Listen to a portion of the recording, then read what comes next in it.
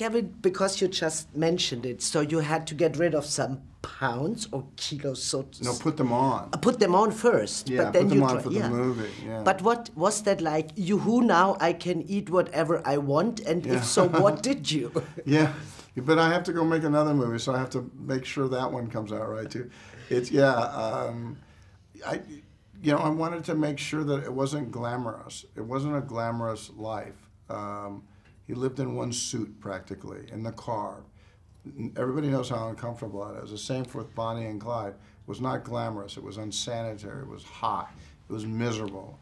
And it was only a matter before they would collide. Mm.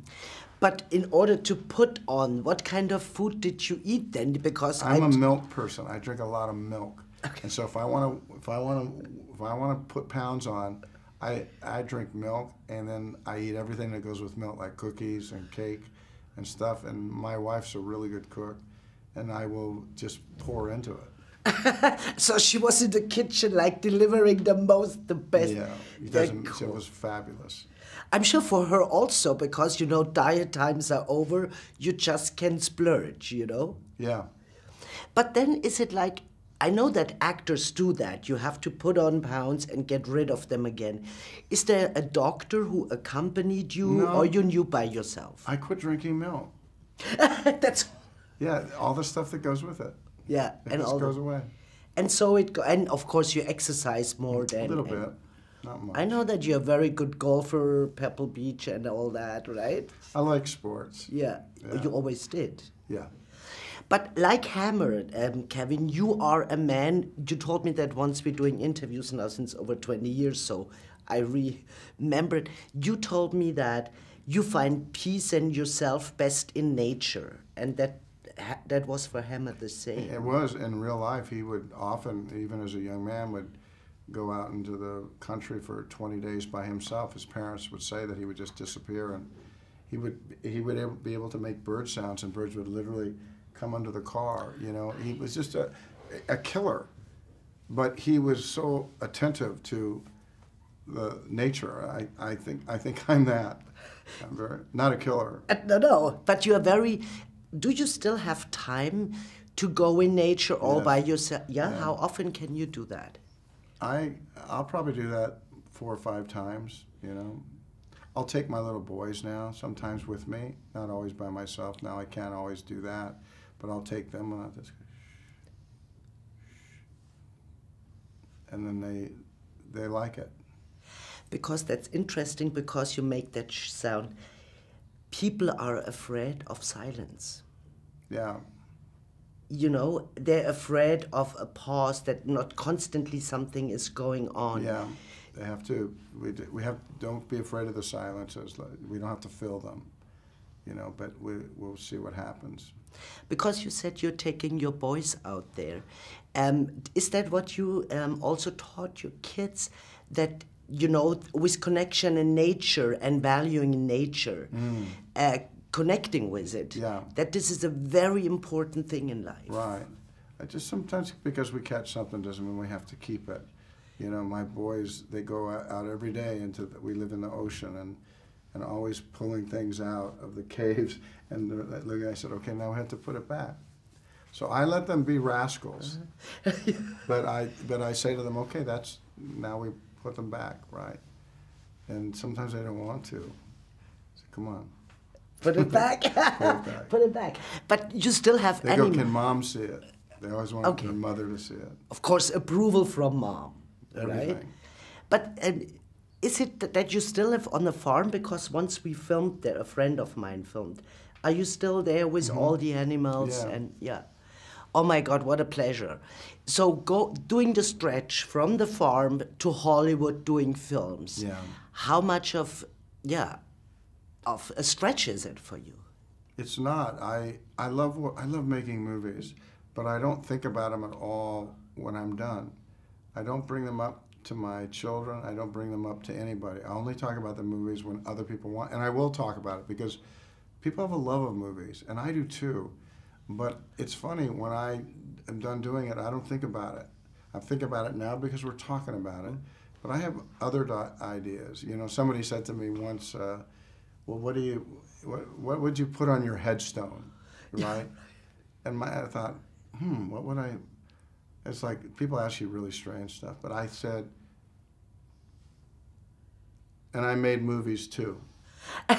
Point, like dot, dot, dot, and I Like made movies. Yeah. I did that, but it wasn't the only thing I did.